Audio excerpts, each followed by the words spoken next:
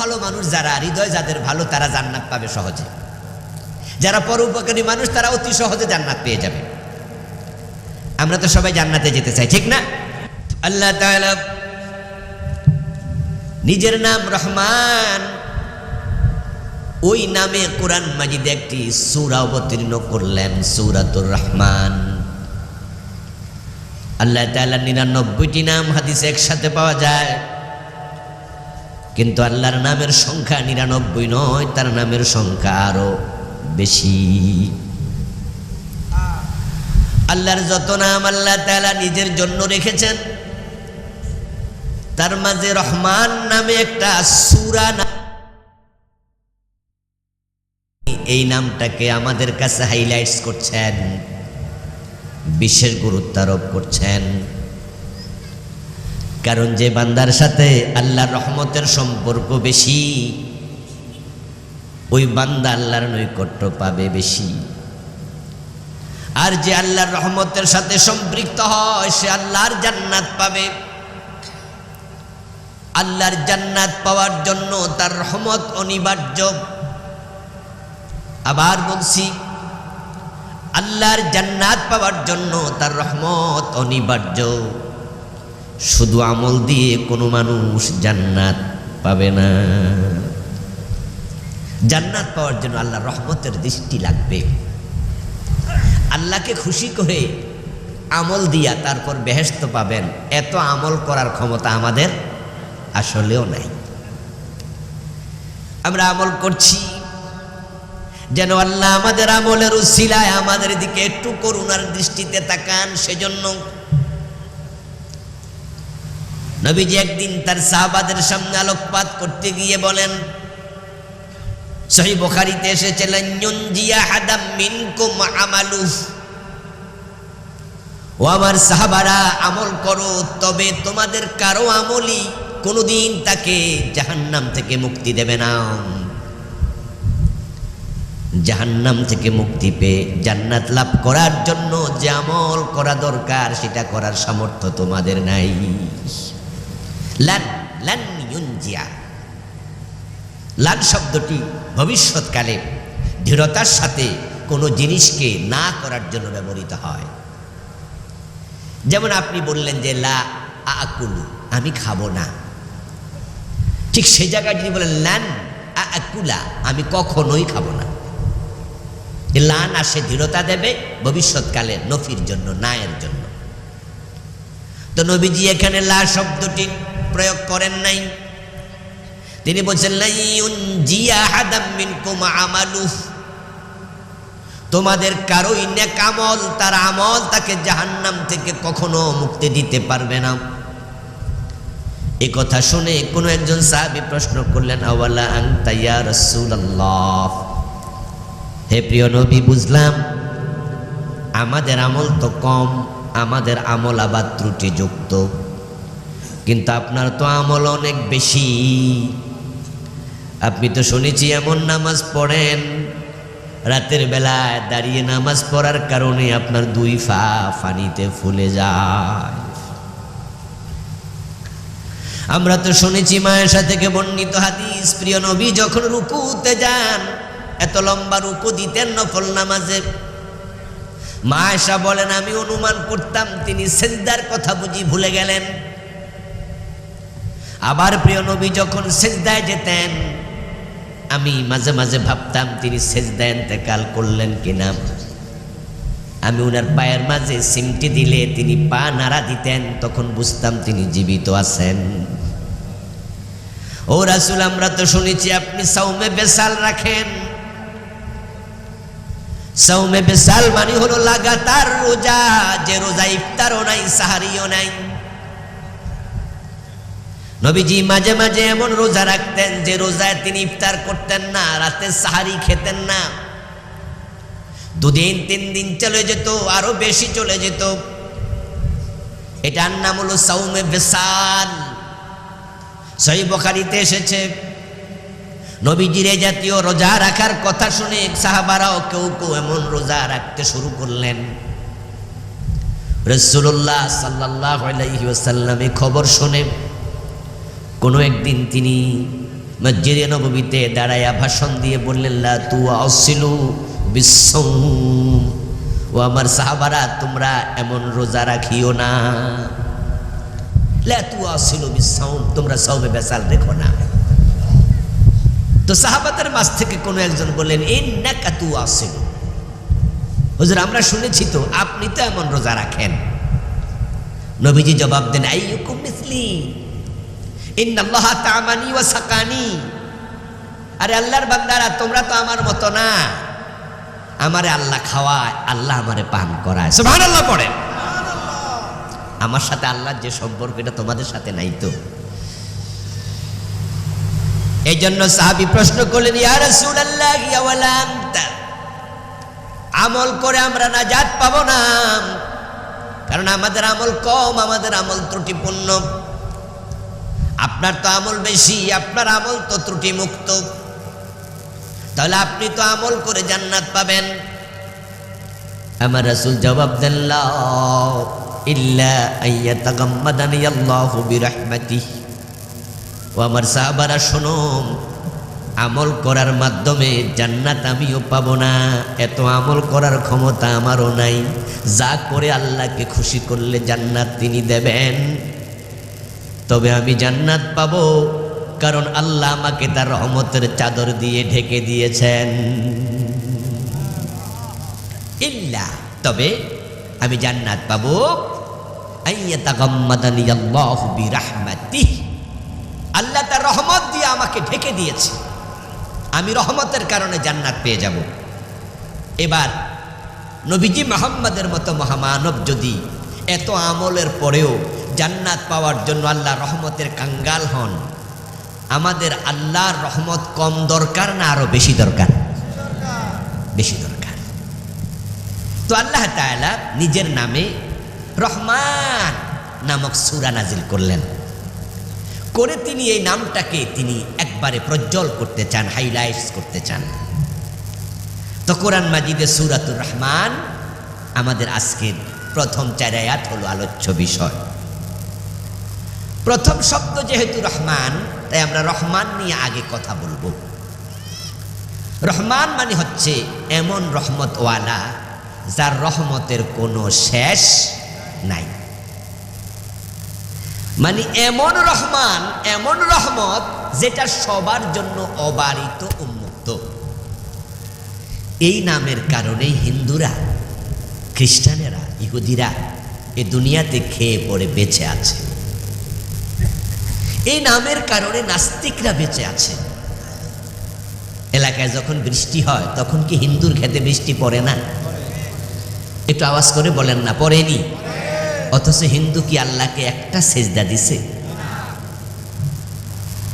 এই যে বাতাসের মাঝে অক্সিজেন আছে, এই অক্সিজেন কি নাস্তিকেরা পায় না? আল্লাহর অক্সিজেন নিয়ে যারা বেঁচে আছে, এই নাস্তিকগুলো আল্লাহর নামটা পর্যন্ত স্বীকার করে না। আরে নাম তো দূরের কথা, আল্লাহ যে আছে এইটাই তারা মানে।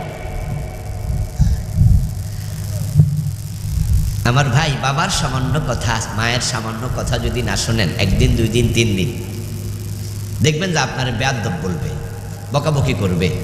আর যখন অবাধ্যতা বেশি করবেন তাহলে ধমক দিয়ে বলবে তোর মতো ফলা আমার কয়নি কয়নি মাঝে মাঝে। এরপরে কয়ে দেয় আমার বাড়িতে বাইরে, আমার বাড়িতে যা। আচ্ছা, আল্লাহ তাআলা যদি নাস্তিকদের প্রতি তাকায়া বলতেন যে তোরা, আমি আল্লাহ যে আসি এটা মানুষ না, ঠিক আছে, আমি যে আসি এটা আমি বুঝাইয়া দিমু, 5 মিনিটের জন্য তোর অক্সিজেন বন্ধ, অনলি 5 মিনিটস। যদি অক্সিজেন আল্লাহ নাস্তিকদের বন্ধ করে দিতেন, তাহলে পৃথিবীতে 5 মিনিট পরে নাস্তিক থাকতো কয়জন? এতগুলো মানুষ কথা কয় না কেন? কয়জন থাকতো? একজন। এবার যদি আল্লাহ তাআলা বলতে, মুশরিকেরা, কাফেরেরা, হিন্দুরা, বৌদ্ধরা, খ্রিস্টানেরা, আমি আল্লাহর সাথে শরীক করস, যা তোদেরও 5 মিনিট অক্সিজেন বন্ধ। 5 মিনিট পরে পৃথিবীতে কাফের আর মুশরিক থাকতো কয়জন? কিন্তু এমন কাজ কি আল্লাহ কোনোদিন করছে? এজন্য তার নাম রহমান। তিনি এমন রহমতওয়ালা তার রহমত অবারিত উন্মুক্ত, তিনি সবার প্রতি সমান দয়া প্রদর্শন করেন। এই রহমানের রহমতের কারণেই তো আমরা জান্নাতের আশা করছি। আজকের মাহফিলে আমরা যারা বসে আছি, আমাদের আমল নামায় গুনাহ আছে না নাই? এরপরও তো আমরা জান্নাতের আশা করি।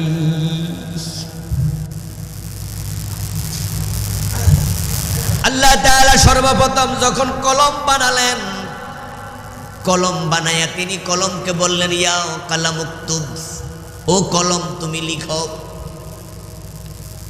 কলম লিখবে, আল্লাহর আরশে, আল্লাহর মাহফুজ, লৌহে মাহফুজে কলম লেখা শুরু করবে। কিন্তু কি লিখবে কলম তো জানে না। কলম বলে, ইয়া রব্বি মাযা আকতুব, ও আল্লাহ আমি কি লিখব? আল্লাহ তাআলা তখন বলেন, লিখো সাবাকাত রাহমাতি গাদাবি। এই শব্দটা লিখে ফেলো, সাবাকাত রাহমাতি গাদাবি। আমার বান্দাদের আচরণে আমি আল্লাহ যতই ক্ষেপে যাই, রাগ করি তাদের গুনার কারণে, কিন্তু সব সময় আমার রাগের উপর আমার রহমত হবে বিজয়ী। আমার ভালোবাসা হবে বিজয়ী। 100 বছর লাগাতার গুনাহ করে যদি সে 100 বছরের মাথায় মরার 10 মিনিট 20 মিনিট আধ ঘন্টা আগে সে জীবনে একবার আমার কাছে তাওবা করে, আমি একসাথে 100 বছরের গুনাহ মাফ করে দেব। আমার রহমত এত বেশি বিজয়ী থাকবে যে আমার রহমতের কোনো সীমা নাই। এই সবটা আমার বান্দার জন্য আমি জমা করে রাখছি। নবীজি বলছেন, জাআলাল্লাহু রাহমাতা মিআতা জুজইন ওয়া আমসাকা ইনদাহু 99 ওয়া আরসালা ইলা দুনিয়া জুজআন ওয়াহিদা ফামিন যালিকাল জুজই ইয়াতারাহামুল খালায়েক হাত্তা তারফা'আদ দাব্বাতু হাফিরা আন ওয়ালাদিহা খাশিয়াতান তুসিবা। সহিহ মুসলিমের হাদিস। নবীজি বলছেন যে আল্লাহ তাআলা তার রহমতকে, তার ভালোবাসাকে 100 ভাগে ভাগ করে 99 ভাগ নিজের জন্য রেখে দিচ্ছে। আর তামাম পৃথিবীর সকল মাখলুকের জন্য ওই 1 ভাগ, শুধু 1 ভাগ আল্লাহ দুনিয়া পাঠাইছে। আজকের পৃথিবীতে মানুষের সংখ্যা প্রায় 800 কোটি। ওই 800 কোটি মানুষ শুধু নয়, বরং জঙ্গলের হিংস্র জানোয়ার ওই 1 ভাগ রহমত থেকে তারাও পেয়েছে। এজন্যই তো বাঘ সে মানুষকে ছিঁড়ে খায়, বল্লুক মানুষকে পাইলে মেরে ফেলে গোস্ত খায়, কিন্তু বাঘ এবং বল্লুক নিজের সন্তানকে নিজে দুধ খাওয়ায়। বাঘের সন্তানের প্রতি বাঘের ভালোবাসা আছে, বিড়ালের সন্তানের প্রতি বিড়ালের ভালোবাসা আসেনি? বাঘের কথা বললে বুঝতে কষ্ট হবে, বিড়ালের কথা বললে বুঝতে সহজ হবে।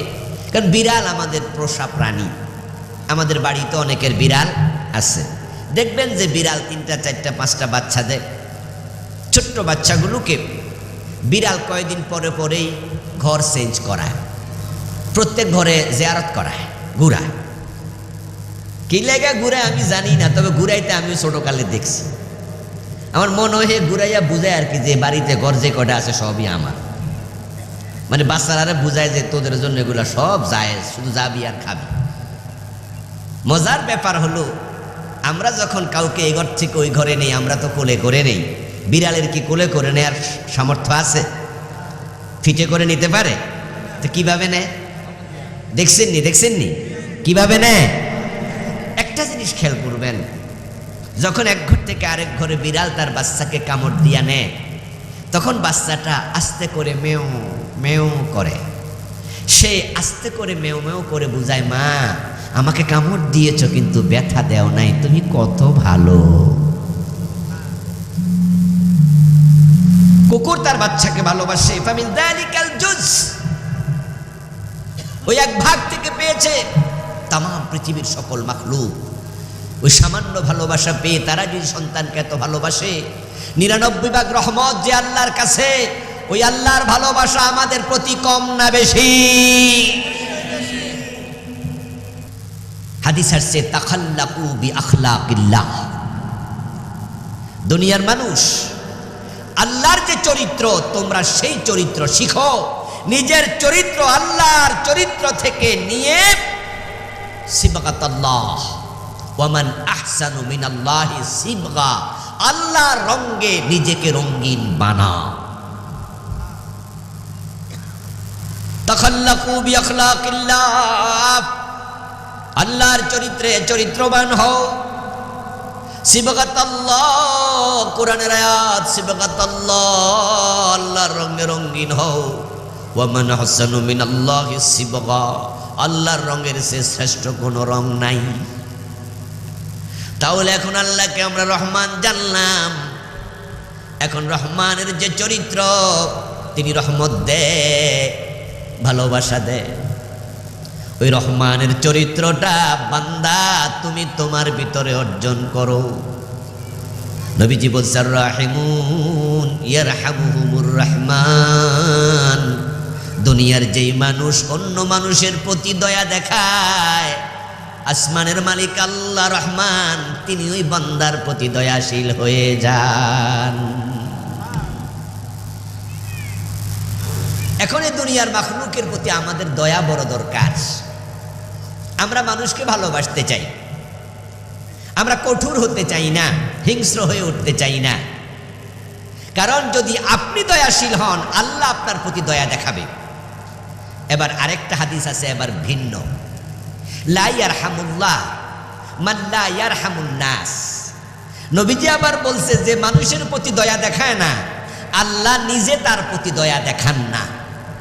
এর মানে দাঁড়ালো আপনার চরিত্র যেমন, আপনার সাথে আল্লাহর আচরণ হবে তেমন।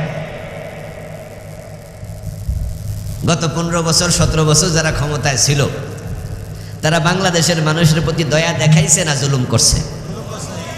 চরম কঠোর আচরণ করেছে। এই দেশে পুলিশের গুলির মূল্য ছিল মুড়ির মতো। জালমুড়ি যেমন 10-20 টাকা দিয়ে কিনে খাওয়া যায়, পুলিশের গুলি ছিল ঝালমুড়ির মতো। এটি মারলে কোনো হিসাব নিকাশ ছিল না। শুধু রাজনৈতিক দলের কর্মীদেরকে গুলি করে নাই, শিক্ষকরা আন্দোলন করছে বেতন বাড়ানোর জন্য, প্রেস ক্লাবের সামনে জড়ো হয়েছে, এই শিক্ষকদের মিছিল ভাঙার লাগে গুলি করছে। আচ্ছা, ওরা কি সরকারের ক্ষমতা না মানার জন্য মিছিল করছে? তো সেখানে গুলি করে কেন? ওই যে ঝালমুড়ির মতো, অসুবিধা নেই, মেরে লাও। চরম কঠোর আচরণ করেছে সর্বশেষ জুলাই আন্দোলনে। প্রায় 2000 মায়ের বুক খালি হয়েছে।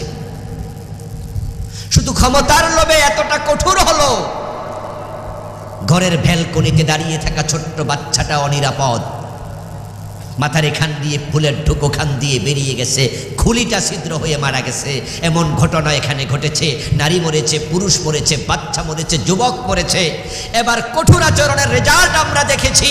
আল্লাহ তাআলা এমন ভাবে নাখোশ হলো, কঠোর আচরণ করলো, তারা আন্ডা বাচ্চা সহ দেশ থেকে পালাতে বাধ্য হয়েছে। এমন বেজ্জতি হয়ে পলাইছে যেটা বাংলাদেশের ইতিহাসে হয় নাই।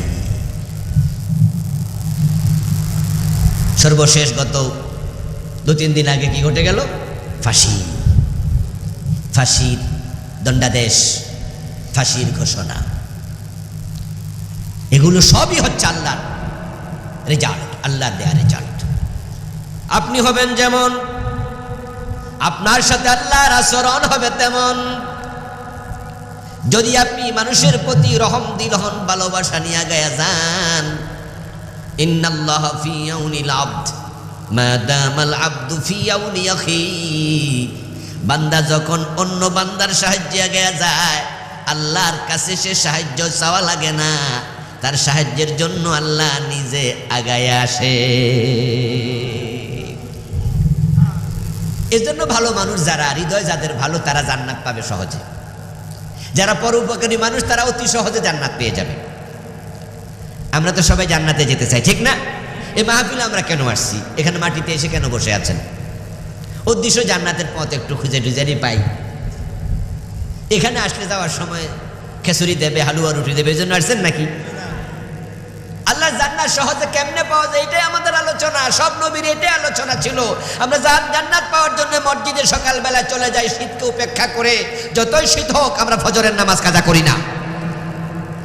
আমরা চৈত্র মাসেও রোজা রাখি। আল্লাহর জান্নাতের জন্য আমরা এতটা পাগল। 15 ঘন্টা 16 ঘন্টা লম্বা রোজা আমরা রাখি। পৃথিবীতে 22 ঘন্টা লম্বা দিন রোজা রাখে এমন দেশও আছে। আচ্ছা, বাংলাদেশে যদি 22 ঘন্টা লম্বা দিন হতো আমরা রোজা রাখতাম না? আমরা কি কেউ ভাঙতাম? আরে 23 ঘন্টা হলো তো রাখতাম। আমরা জান্নাত পাওয়ার জন্যই আমরা সকল কিছু করি। এই জান্নাত পাওয়ার জন্যই তো মুজাহিদরা যুদ্ধের মাঠে চলে যায়। হাসতে হাসতে ফাঁসির রশি গলায় ধারণ করেছে, গলায় বরণ করেছে। হাসতে হাসতে শহীদ হয়েছে যারা, তারাও আল্লাহর জান্নাতের জন্য শহীদ হয়েছে।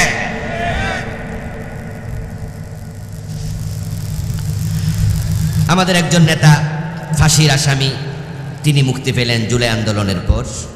এটিএম আজহারুল ইসলাম, তিনি একটি রাজনৈতিক দলের নেতা। গত কয়েকদিন আগে এক টেলিভিশন সাক্ষাৎকার দেখলাম। ওনাকে জিজ্ঞাসা করা হয়েছিল, আপনারও তো ফাঁসির আদেশ হয়েছিল? উনি বলে হ্যাঁ। তা আপনি তো যাক মুক্তি পাইছেন, তা আপনার দলের কিছু নেতা ছিল যাদেরকে অলরেডি ফাঁসি দিয়ে দেয়া হয়েছে, তো ওনাদের সাথে তো আপনার জেলখানায় সাক্ষাৎ হয়েছে? বলে হ্যাঁ হয়েছে। তো 2-1 জনের অভিব্যক্তি যদি জানাতেন তাদেরকে ফাঁসির অর্ডার দেওয়ার পরে তাদের নিজস্ব মনোভাবটা কি ছিল। উনি তখন আব্দুল কাদের মোল্লা নামে আরেকজনকে ফাঁসি দেওয়া হয়েছে তার কথা বললেন, যে ওনার সাথে আমার দেখা হলো ফাঁসির আদেশের পর। তখন তিনি আমার সাথে দেখার পর আমি ওনাকে জড়াইয়া ধরে একটু কান্না করলাম। তখন উনি আমাকে বলল যে কাঁদেন কেন, কেন কাঁদতেছেন? এখানে কান্নাকাটির তো কিছু নাই। উনি আরেকজন নেতার কথাও স্মরণ করিয়ে দিচ্ছিলেন যে তাকেও ফাঁসি দেওয়ার পর, তার সাথে সাক্ষাতের পর তিনি বলছিলেন যে আমরা তো যে আমল করি এই আমল দিয়ে জান্নাত পাওয়াটা কঠিন, বরং শহীদ হলে জান্নাত পাওয়া সহজ। তো কান্নাকাটি করা কি দরকার? তাহলে আমরা যারা জান্নাত পাওয়ার জন্য জান দিতে প্রস্তুত,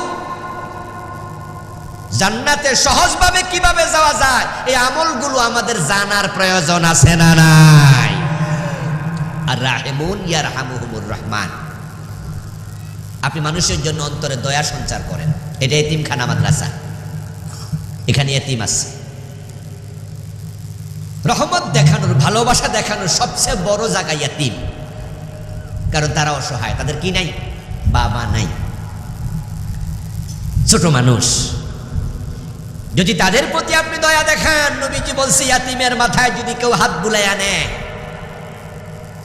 তাহলে তার হাতের নিচ দিয়ে যতগুলো চুল যাবে, বিকুল্লি শাআরাতিন হাসানাত, প্রতিটা চুলের পরিবর্তে আল্লাহ অগণিত নেক লিখতে থাকবে। আর আর قال رسول الله صلى الله عليه وسلم انا وكافل اليتيم كهاتين في الجنه। নবীজি বলেন, আর যে ব্যক্তি ইয়াতিমকে লালন পালন করবে, ভালোবাসা দিয়ে বড় করবে, আমি নবী এবং সে পাশাপাশি জান্নাতে থাকবো।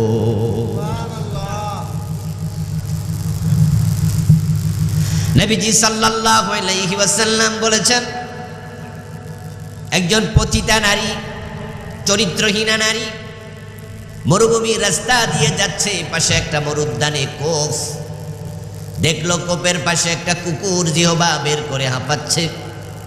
হয়তো পিপাসায় কাতর হইয়া কোপটার চারপাশে কুকুরটা ঘুরছে, কিন্তু কোপটা খাড়া, তাই নামতে পারে নাই, পানি খাইতে পারে না। এখন জিহবা বের করে হাঁপাচ্ছে রোদের মাঝে। ওই চরিত্রহীন মহিলা পাশ দিয়া যাওয়ার সময় কুকুরের প্রতি দেখে ভালোবাসা জন্মালো, কুকুরের প্রতি তার ভালোবাসা জন্ম নিল। পায়ে ছিল মৌজা, চামড়া দিয়ে তৈরি। ওই মৌজাটা খুলে নিজের ওড়নার সাথে বেঁধে কূপের মাঝে ফেলেছে। সামান্য পানি উঠছে, কুকুরের মুখে দিয়েছে। ওই কুকুরটা পিপাসা থেকে মুক্ত হয়ে গেছে। রহমানের রহমতের দরিয়া জোয়ার উঠে গেছে। কারণ যে কুকুরটা জিহবা বের করে হাঁপাচ্ছে সেটা বানাইছে কে? সবাই জোরে বলতে হবে, কুকুর বানাইছে কে? আল খালকু কুল্লুহুম ইয়াদুল্লাহ, সকল মাখলুক আল্লাহর পরিবারের সদস্য। এটারে আল্লাহই বানাইছে। সাব্বাহা লিল্লাহি মা ফিস সামাওয়াতি ওয়া মা ফিল আরদ, আকাশ জমিনে যত মাখলুক সবাই তাসবিহ পড়ে কার? বলেন না ভাইয়েরা, কার? তাহলে কুকুরও তাসবিহ পড়ে, এটা আমরা বুঝি না। সব মাখলুক তাসবিহ পড়ে। ওই কুকুরকে মহিলা সামান্য পানি পান করায়া তার পিপাসা থেকে নিষ্কৃতি দিল, ভালোবাসা দেখালো। রহমান বলে, একটা কুকুরের প্রতি যদি এত ভালোবাসা ওই চরিত্রহীন নারী দেখাতে পারে, তাহলে আমি আল্লাহ তো রহমতের অভাব নাই, তার প্রতি আমি কেন ভালোবাসা দেখাবো না? নবীজি বলেন, ওইটুকু আমলের কারণে আল্লাহ তার জীবনের সব গুনাহ মাফ করে তাকে জান্নাত দিয়ে দিছে। রহমত খুব দামি জিনিস। এই জন্য ভালোবাসা বাড়ানোর অন্তরে আমাদের দেশে ভালোবাসা বেশি কমে গেছে, আমরা স্বার্থপর হয়ে গেছি। আমি নিজে ছাড়া কিছু বুঝি না। চোখের সামনে মানুষ মানুষকে মেরে ফেলে, গুলি করে ফেলে, সামান্য টাকার জন্য মানুষ মানুষের উপর কি জুলুম করে। আমাদের পুলিশ ভাইয়েরা থানায় ধইরা নিয়া কিছু টাকা ঘুষ খাওয়ার জন্য পিটাইয়া হাত পা ভেঙে ফেলেছে, এমন ঘটনা আছে। ওরাও তো মানুষ। আর কয়দিন আগে তো আপনারা ভিডিওতে দেখেছেন যে চাঁদার জন্য মাইরা তারপরে পাথর দিয়া মাথা থেতলাইয়া লাশের উপরে লাফ মারছে। আপনাদের কাছে আমার প্রশ্ন, আসলে কি তাদের অন্তরে ভালোবাসা আছে? তা আপনি যদি নিষ্ঠুর হন, আপনার সাথে আল্লাহর আচরণ হবে আরো নিষ্ঠুর। কারণ আল্লাহ রহমান নামের সাথে আর একটা নাম আছে জব্বার, আর একটা আছে কাহ্হার। আল্লাহ শুধু রহমান না, কিন্তু আল্লাহ বলে আমি হলাম সবচেয়ে বড় কঠিন।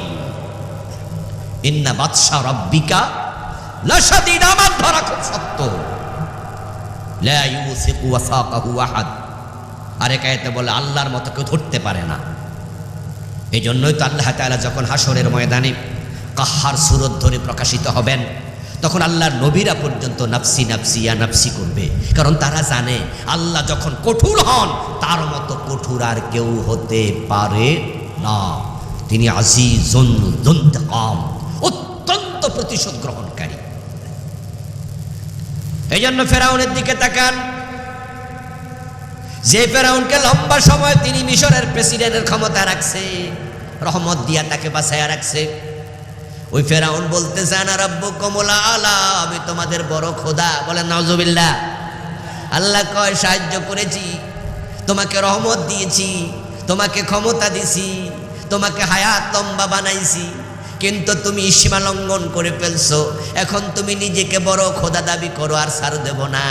এখন তোমার প্রতি আমি আল্লাহ কঠোর হয়ে যাব। এবার তাকে পানির মাঝে চুবাইয়া মারলেন, কোনো সাহায্যকারী আর নাই।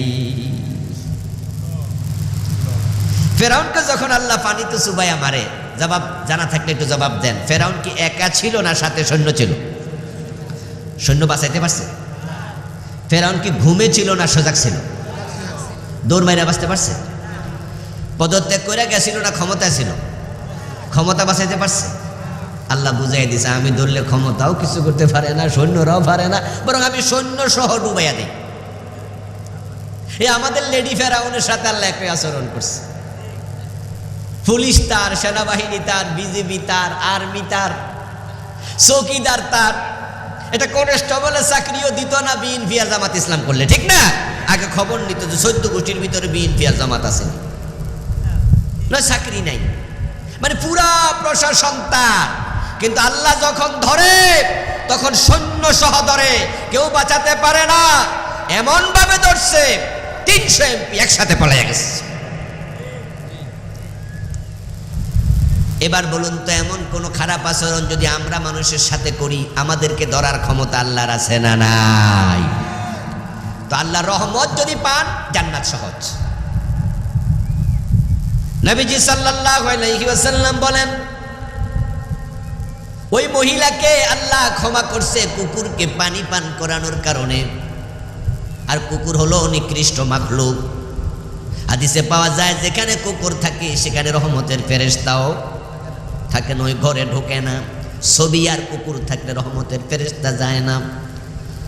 এই নিকৃষ্ট মাখলুক কুকুরকে পানি পান করাইলে যদি আল্লাহ পতিতাকে ক্ষমা করতে পারে, আর আমরা যদি আল্লাহর শ্রেষ্ঠ সৃষ্টি মাখলুক মানুষ ওদেরকে দয়া দেখাইতে পারি, ভালোবাসা দেখাইতে পারি, আল্লাহ কত খুশি হয়। কষ্ট লাগে মাঝে মাঝে, দেখি বাড়িতে আগুন লাগছে, কিছু লোক পানি না নিয়ে আহে ভিডিও করতেছে। গাড়ি অ্যাক্সিডেন্ট করছে, রুগী কত কষ্ট, হাত পা কেটে গেছে, রক্ত বের হচ্ছে, এরা ভিডিও করতেছে, লাইভ দেখাইতেছে, হেল্প করছে না। আরো কিছু জালেম আছে যারা ওই অবস্থায় যা মানিব্যাগ হাতায়। কথা বলেন না কেন? কি মিছা কইছি না হেসা কইছি? যাইয়া যাইয়া মহিলাদের গলার সেন্ট টান মেরে লই যায়, মহিলা রক্তমুক্ত হবে, থেকে গলার সেন্ট টানতাছে। এগুলো মানুষ নামের কলঙ্ক। অপেক্ষা করো, তুমি যেমন তোমার সাথে আল্লাহর আচরণ হবে, তেমন আরেক জায়গায় আল্লাহ তোমাকে এমন ঠেকাইয়া দেবে তুমি কল্পনা করতে পারো না। আর মানুষের উপকার করলে আল্লাহ রহমত দেব, জান্নাত সহজ হয়, দুনিয়ার জীবনটা হয় একবারে স্মুথ। নবীজি জান্নাতে গেলেন মেরাজের রাতে, জান্নাতে গিয়ে দেখে এক ব্যক্তি হাঁটতেছে। قال رسول الله صلى الله عليه وسلم دخلت الجنة ورأيت فيها رجلا يتقلب। আমি জান্নাতে ঢুকে দেখি এক ব্যক্তি হাঁটে, ফেরদাউসে গিয়েও তাকে দেখলাম, নাইমে গিয়ে দেখলাম, খুলদে গিয়ে দেখলাম, মাওয়ায় গিয়ে দেখলাম, পুরা জান্নাতে সে হাঁটে, পুরা জান্নাত তার জন্য অবারিত মুক্ত। আমি ভাবলাম যে কত আমল জানি করছে আল্লাহ জানে। জিবরিলকে প্রশ্ন করলাম, জিবরিল আমিন বলো এ লোক কি কি আমল করছে, আমি আমার উম্মতকে তা শোনাইতে চাই, আমার উম্মত যেন পুরা জান্নাত খোলা পায়। জিবরিল আমিন বলে, ইয়া রাসূলুল্লাহ, যা ভেবেছেন তা নয়, বরং দাখালাল জান্নাত ফি শাজারাতিন কাতাহা আন যাহরিত তারিকি তুদিন নাস। এই লোকটা পুরা জান্নাত পাইছে একটা আমলের কারণে, সেটা হলো রাস্তায় চলাচলের পথে একটা গাছ ছিল রাস্তার মোড়ে। এখন যারা নতুন পথিক রাতের বেলায় দেখতো না, হোঁচট খেয়ে ব্যথা পেত, লোকটা সিদ্ধান্ত নিল ওই গাছটা কেটে রাস্তা ফ্রি করে দেই। রাস্তাটা খোলা করে দিয়েছে, রাস্তাটাকে স্মুথ করে দিয়েছে। অতটুকু আমলে আল্লাহ খুশি হইয়া তার জন্য পুরা জান্নাত খুলে দিছে। এখন আমরা হাজি সাহেব গাজী সাহেব নামাজি হইয়া অনেকে অন্যের রাস্তা আরো আটকাইয়া দিই। এমন লোক আসেনি কুমিল্লা? দুই একজন আজকের মাহফিল আছে,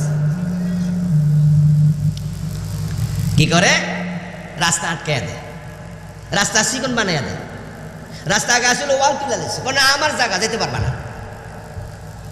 ও দোস্ত, আপনি যে অন্যের ক্ষতি করছেন, অপেক্ষা করুন, আপনার ক্ষতি আর কেউ করা লাগবে না। আপনি অন্যের ক্ষতি করবেন, আল্লাহ আপনার ক্ষতি করে ফেলবে। তো আর রহমান নিয়ার কথা নয়, পরের অংশ আল্লামাল কোরআন। আল্লাহ নিজের নাম রহমান বলার পর এবার বলছে তিনি কোরআন শিক্ষা দিয়েছেন। সূরা রহমানের দ্বিতীয় আয়াত, আল্লামাল কোরআন, তিনি কোরআন শিখিয়েছেন। আমার প্রিয় ভাইয়েরা, রহমান নাম বলার পর কোরআন শিখিয়েছেন, এই কথা কেন বললেন? এই কথা বলার কারণ, কোরআন হচ্ছে রহমানের সবচেয়ে বড় রহমত। কোরআন নাজিল করার মতো আমাদের উপর আর কোনো বড় রহমত নাই। কোরআন আসার আগের যুগের নাম আইয়ামে জাহিলিয়া, আর কোরআন আসার পরের যুগের নাম খাইরুল কুরুন। কোরআন যখন আসেনি, মানুষগুলো ছিল অমানুষ, চুরি ডাকাতি রাহাজানি চিন্তাই সহ যত অন্যায় অনাচার সব করত। ওই যুগটাই ছিল জাহিলিয়াতের যুগ, অসভ্যতার যুগ, বর্বরতার যুগ। কোরআন আসার পর এতটা চেঞ্জ হলো, খাইরুল কুরুনি কারনি। আমার রাসূল বলেন, আমার যুগ হচ্ছে পৃথিবীর সর্বশ্রেষ্ঠ যুগ। কোরআন হচ্ছে আমাদের উপর আল্লাহর সবচেয়ে বড় দয়া। এই জন্য আর রহমান বলার পরে পরবর্তী আয়াত কি? আল্লামাল কোরআন, রহমান কোরআন শিখিয়েছেন। এখন যে রহমান আমাদের কোরআন শিখালেন, যারা আমার সামনে আছেন তারা সকলে জবাব দিয়েন, আমরা সকলে কি কোরআন পড়তে পারি? তাহলে সকলে আমরা পারি না। যারা কোরআন পড়তে পারেন না, তাহলে বোঝা গেল আল্লাহর সবচেয়ে বড় রহমত থেকে আপনি বঞ্চিত। এবার বলুন তো, কোরআন আমরা যারা পড়তে পারি আমরা সকলে কি অর্থ বুঝি? তো আল্লাহ কি বলল সেটাই বুঝলেন না, তো পড়তে পাইরা লাভটা কদ্দুর হইল? কোরআন কি কোনো মন্ত্র? আরে হ্যাঁ না বলে না কেন ভাইয়েরা? কোরআন কি কোনো মন্ত্র যে আপনি গুনগুন গুন করে পড়লেন শেষ? কোরআন তো আমলের কিতাব, এটা তো মানার কিতাব, এটা তো আমাদের সংবিধান। কোরআনে যা আছে তা মেনে চলা নফল না ফরজ? তো আপনি বুঝলেন না তো মানবেন তো আরো পরের কথা, বুঝলেন তো না আল্লাহ কি কইল। যারা কোরআন বোঝেননি আপনারা আল্লাহর রহমত, রহমানের বড় রহমত থেকে বঞ্চিত। এবার বলুন তো, আমরা যারা বুঝি, এই বুঝা কোরআনে আল্লাহ যা বলছে আমরা সেটা সব মানি তো? কোরআনে আছে চোর ধরে হাত কাটো, কাটছেন তো? কাটলেন না। কোরআনে আছে জেনা করলে 100 বেত লাগাও, অবিবাহিত লোক। বাংলাদেশে জেনা ব্যভিচার আছে 100 বেত কোন আদালত লাগাইছে? তো রহমত পাবেন কেমনে? এই জন্য তো বাংলাদেশ গজবে ভরা, এখানে রহমত নাই, প্রত্যেকে বিপদে আছেন। গত 17 বছর আমরা বিপদে ছিলাম, এই 17 বছর আমরা যারা বিপদে রাখছিল এখন তারা বিপদে আছে। তাহলে ঘুরে ফিরে কি সবাই বিপদে? আমি কথা কি বুঝাইতে পারতেছি? এর আগে এরা বাড়ি, আমরা বাড়িতে ঘুমাইতে পারি না, অনেকে কোরআনওয়ালারা অনেকে বাড়িতে ঘুমাইতে পারে না, 20টা 30টা মামলা। আর আপনারা যারা সুবিধাবাদী এরার কথা কইতাছি না, আপনারা যারা সুবিধাবাদী এরা সব সময় ভালো থাকবেন, কারণ বোবার কোনো শত্রু নাই। বোবার তো মুখে না, শত্রু আইব করতে।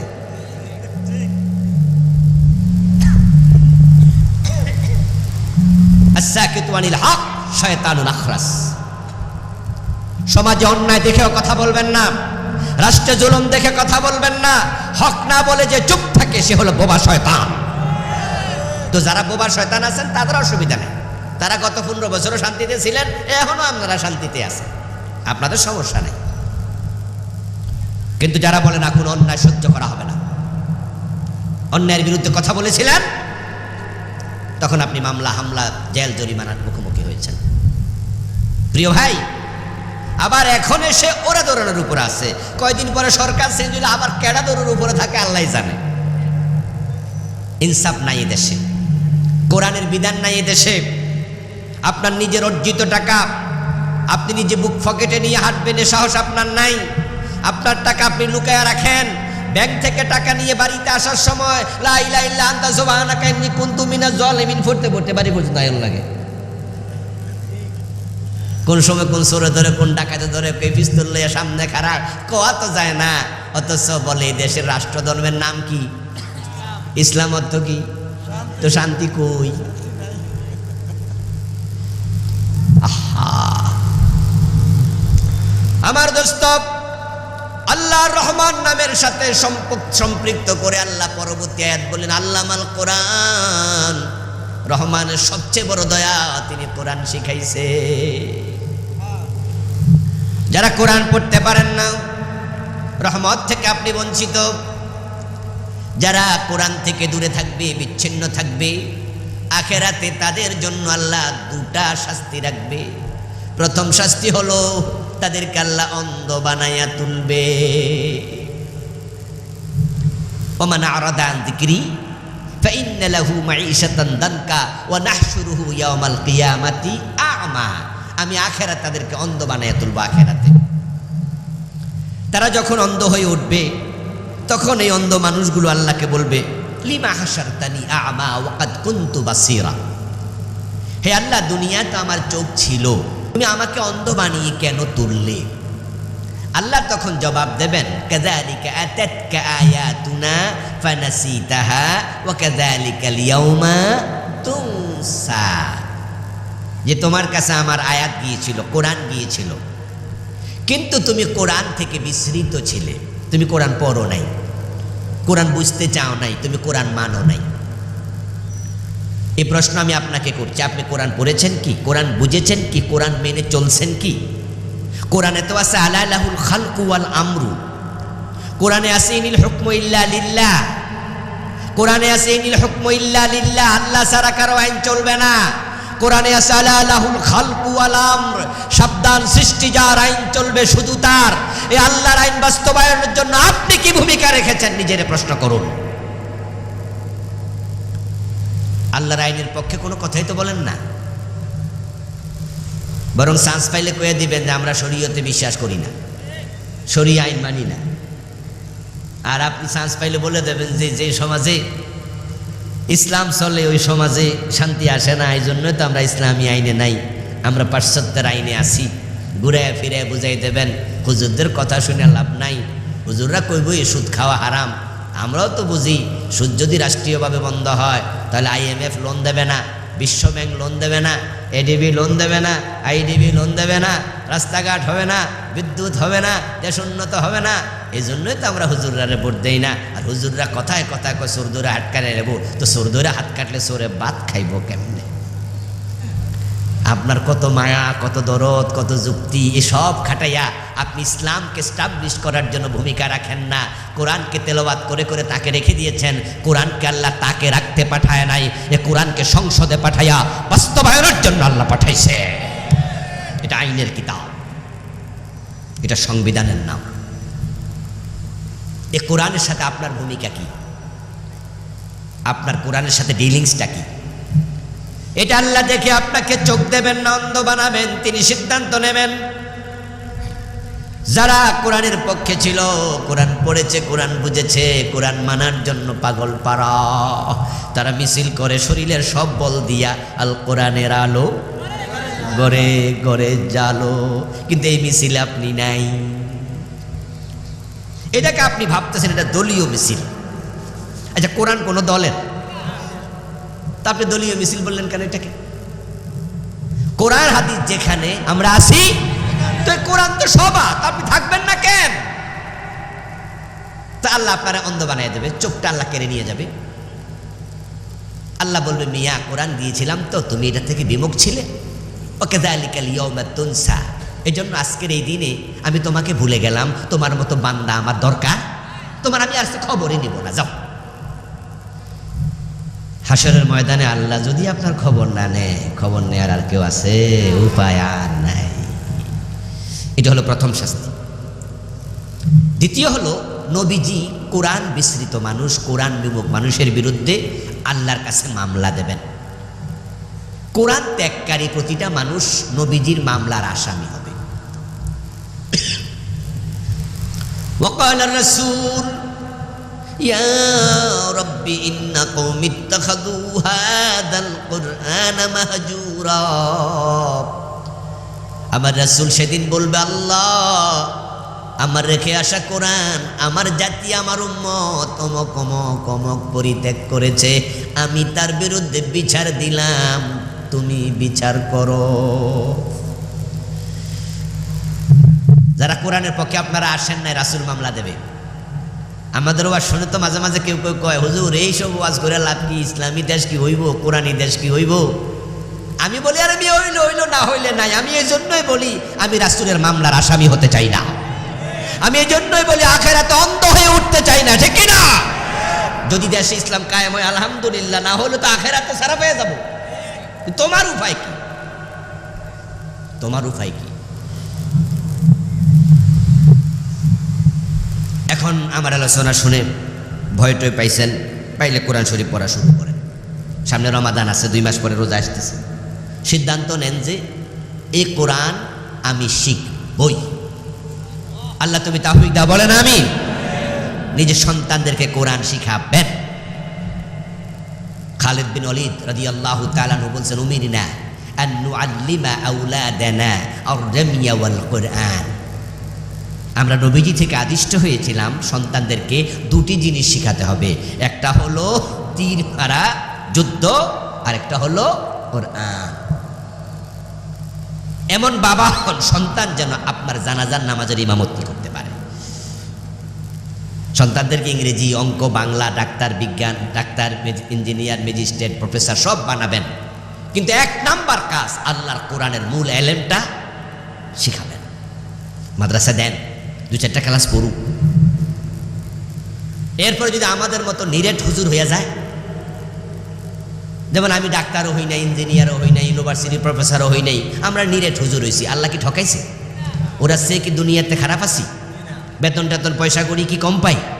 বরং ওরা অনেকে আমাদের পিছে পিছে, বরং আফসোস করে বলে আপনাদের মতো হওয়া দরকার ছিল। আমাদের ক্লাসমেটরা অনেকে এদিক সেদিক গেছে, তো একসাথে দাখিল পাস করছি, একসাথে মাদ্রাসায় পড়ছি, আলিম পাস করছি, পরে দুনিয়া বেশি পাওয়ার জন্য এদিক সেদিক গেছে, গিয়ে দেখে যে আসলে তো রিজিক তো নির্ধারিত, কেউ কাছে কাটটা খাইতে পারবে না, আল্লাহ যা লেখছে বেশিও হবে না কমও হবে না, আমরা শুধু চেষ্টা করি, মূলত দেয়ার মালিক কে? আপনার সন্তানকে আপনি মাদ্রাসা দেন, আলেম বানান, খাটিয়া যেদিন শুয়ে থাকবেন সন্তান আপনার লাশের সামনে দাঁড়িয়ে নিজে ইমামতি করবে, তৃতীয় তাকবীর দিয়ে বলবে আল্লাহুম্মা গফিরলি হাইয়িনা ওয়া মাইয়িতিনা ওয়া শাহিদিনা, বলবে না? সন্তান যদি দোয়াটার অর্থ জানে, হে আল্লাহ তুমি ক্ষমা করে দাও আমাদের জীবিতকে, ক্ষমা করে দাও আমাদের মৃতকে। এই যে মৃত বলতে তার বাবা, তার লাশ সামনে, মসজিদের হুজুর যদি এ দোয়া করে, হুজুরের দোয়াটা আসবে মুখ থেকে, আর সেই ইমাম যদি আপনার নিজের সন্তান হয়, দোয়াটা আসবে তার কলিজার ভিতর থেকে, আল্লাহ আপনাকে এখানে মাফ করে দেবে। এরপরে হলো কোরআনের বাস্তবায়ন, কোরআনের আমল। পড়লেন, বুঝলেন, কিন্তু মানলেন না, চলবে না, কোরআন মানতে হবে। এখন পরিবারে পর্দা দরকার, মেয়ে পর্দা করে না, বাবা দায়ুস। স্বামী নামাজি, বউ পর্দা করে না, নামাজি স্বামী রে দায়ুস। এই জন্য কোরআন যা আছে সেটা মানো। নিজ নামাজ পড়লে হবে না, পরিবারের সন্তান সন্ততিকেও নামাজ পড়াতে হবে।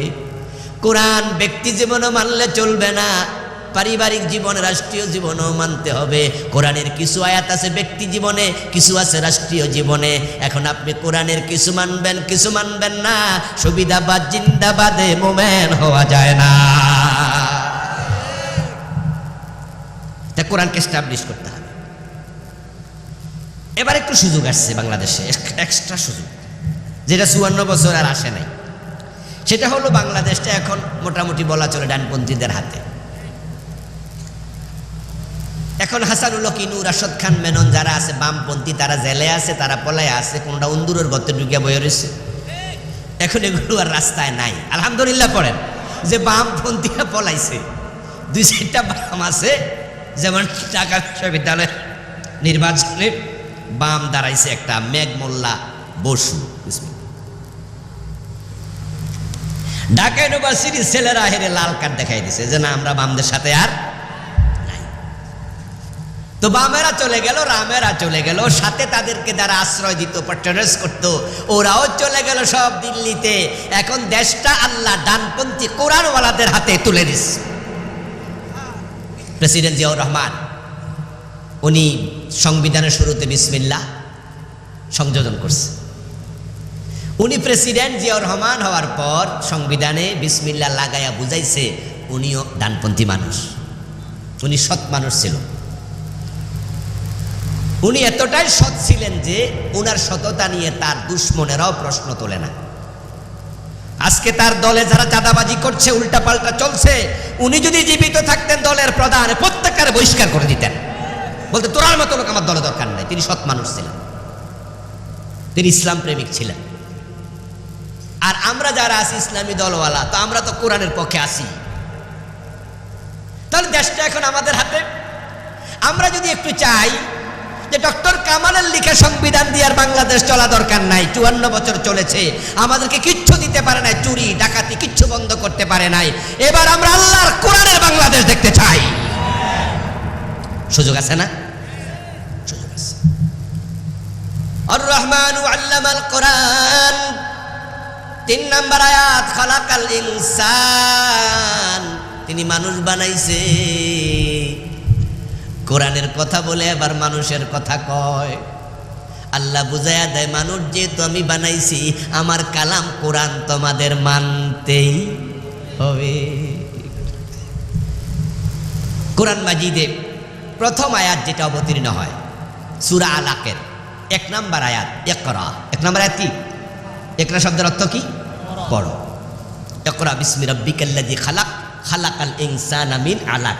এখানেও দেখেন খালাকাল ইনসান, ওখানেও কি আছে খালাকাল ইনসান। ওখানে আল্লামাল কোরআন বলে খালাকাল ইনসান, এখানে একরা বলার পরে খালাকাল ইনসান। এর জন্য যত মানুষ আছে, মানুষ যদি হতে চাও তোমাকে আল্লাহর কোরআন শিখতেই হবে। আল্লামাহুল বায়ান।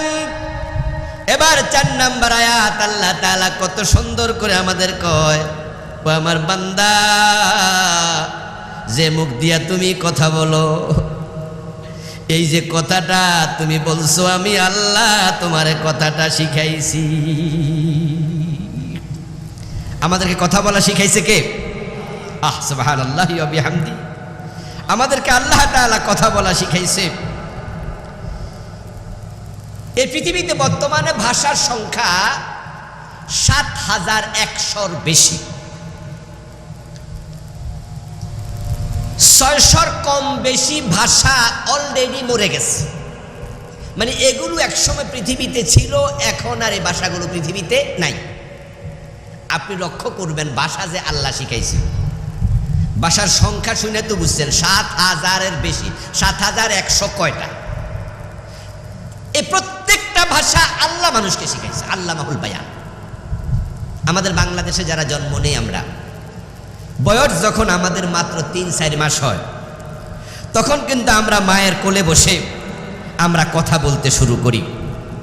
আচ্ছা, মায়ের কোলে বা মায়ের বুকে দুধ খেয়ে আমরা যখন কথা বলি, তখন আমরা দাদা, মা, মা এগুলো বলি না, বু বু। আচ্ছা, এই ছেলেটা যদি ইংল্যান্ডে জন্ম নিত, এদিকে দাদা কইতো। এটা সৌদি আরবে জন্ম নিলে দাদা কইতো। তো 3 বছর বয়স বাচ্চা হেরে কেডা শিখাইলো দাদারা বাংলা শব্দ? এখানে আল্লাহর হাত আছে না নাই? বাংলাদেশে ভাষা আছে ৫৪টা। আমাদের বাংলাদেশ আমরা জানিও না হয়তো, আমাদের সরি ভুল বলছি, ৪৫টা। এই দেশে জাত আছে ৫৪টা। মগ, মুরং, চাকমা, সাঁওতাল, টিবরা, প্রত্যেকের আলাদা আলাদা ভাষা আছে। এই জন্য আমাদের দেশে ৫৪ প্রজাতির মানুষ বসবাস করে, ভাষা আছে ৪৫। তার মাঝে যে বাংলা ভাষাটা আমরা বলি, এই বাংলা ভাষার ভেরিয়েশন দেখেন, সিলেটে গেলে ঢাকারটা মিলে না, ঢাকা গেলে কুষ্টিয়ারটা মিলে না, কুষ্টিয়া গেলে চিটাগাংটা মিলে না। প্রতি ৩০ থেকে ৫০ মাইল গেলে ভাষার মাঝে চেঞ্জ আসে, এই ভিন্নতা আসে। আল্লাহ বলে আল্লামাহুল বায়ান, আমি আল্লাহ সবগুলো ভাষা তোমাদেরকে শিখাইছি, এটা আমার দয়া।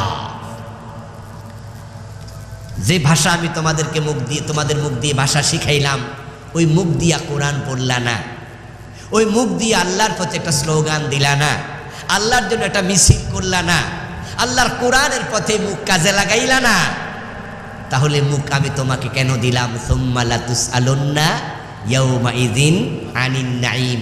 এ নেয়ামতের হিসাব আমার কাছে সেদিন দিতে হবে। ইন্নাস সামআ ওয়াল বাসারা ওয়াল ফুয়াদা কুল্লু উলাইকা কানা আনহু মাসউলা। এই চোখ আমি দিয়েছি, কান আমি দিয়েছি, মুখ আমি দিয়েছি, অন্তঃকরণ আমি দিয়েছি। আমি প্রত্যেকটার ব্যাপারে আলাদা আলাদা প্রশ্ন করব, আমাকে জবাব দিতে হবে। এজন্য প্রিয় ভাইয়েরা, আসুন না আমরা আমাদের মুখটা, যে মুখ দিয়ে আল্লাহ ভাষা শিখাইছে, এই বাংলা ভাষাভাষী মানুষের সংখ্যা বর্তমান পৃথিবীতে ৩০ কোটির বেশি। বাংলা ভাষায় কথা বলে মানুষের সংখ্যা কত? বলেন না কথা কত? তথ্যটা আমি দিলাম, আপনারা এখন মুখস্থ করুন। কত? ৩০ কোটির বেশি। কলকাতা বাংলা আছে, আসামে বাংলা আছে, মেঘালয় আছে, ত্রিপুরাতে আছে। হ্যাঁ, শুধু আমরাই বাংলায় কথা বলি না। এই যে ৩০ কোটির বেশি বনি আদম বাংলায় কথা বলে, এখন যারা আমরা মুখ কাজে লাগাতে পারি, হাত কাজে লাগাতে পারি, চোখ কাজে লাগাতে পারি, কলম দিয়ে লিখতে পারি, মুখ দিয়ে বলতে পারি, চোখ দিয়ে পড়তে পারি, আল্লাহর নেয়ামতগুলো কাজে লাগাইয়া বাংলা ভাষায় যদি ইসলামের প্রচার প্রসার শুরু করে দেই, তাহলে আল্লাহর কাছে জবাব দেয়া সহজ হয়ে যাবে। ভালো মানুষ যারা, হৃদয় যাদের ভালো, তারা জান্নাত পাবে সহজে। যারা পরোপকারী মানুষ, তারা অতি সহজে জান্নাত পেয়ে যাবে।